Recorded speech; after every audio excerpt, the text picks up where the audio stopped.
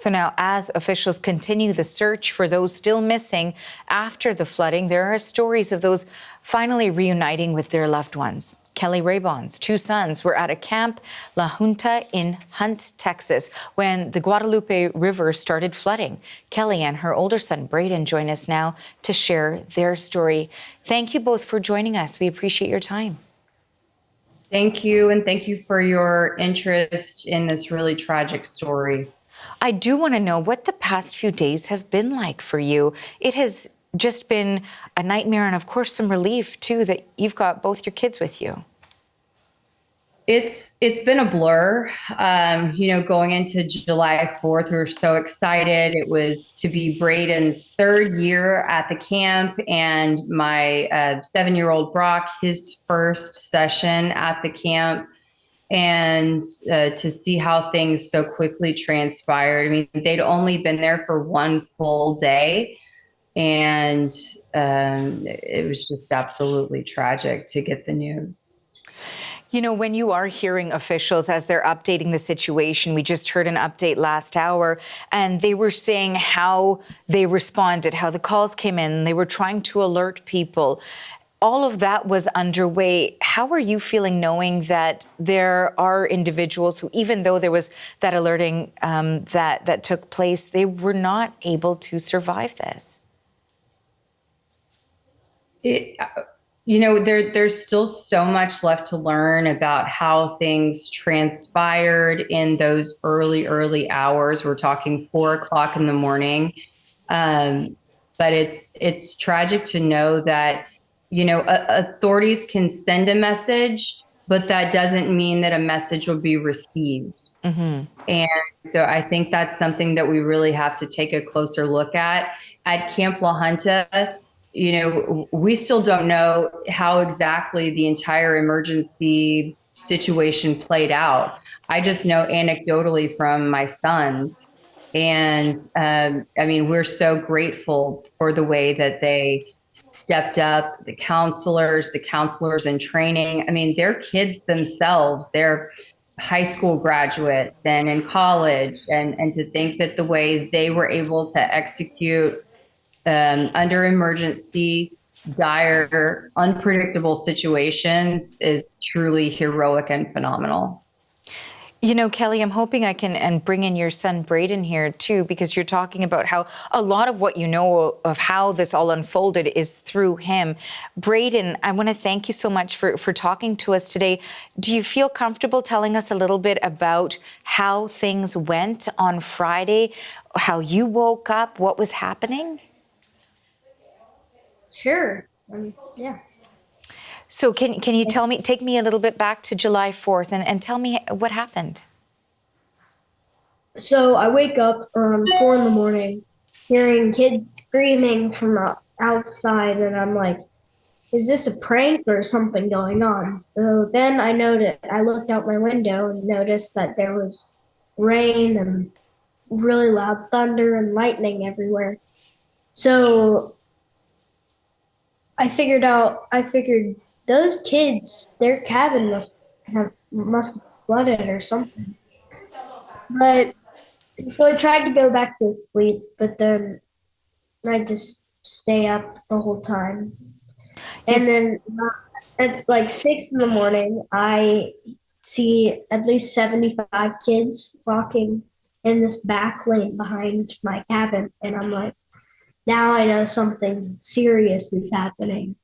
And then later on in the day, a National Guard helicopter lands, gives us food, water, everything we need to have. And then we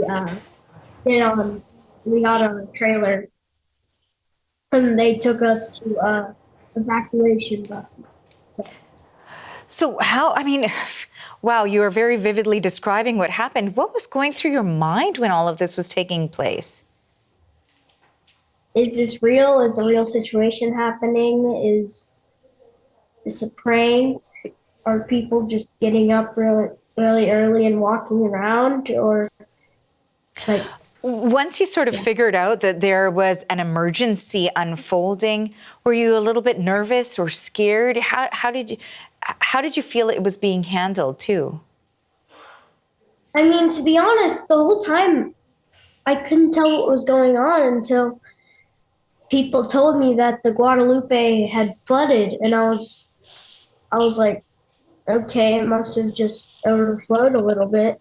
But then when they told me the cabin right next to my little brother's cabin, their wall fell over, I started to get really worried for him because I knew I was okay, but I didn't know if he was okay. No kidding. Obviously, a very nice, caring, kind big brother too. You know, I know that for Brock, it must have been pretty scary also because his cabin was flooded. He had to climb through rafters to avoid the water.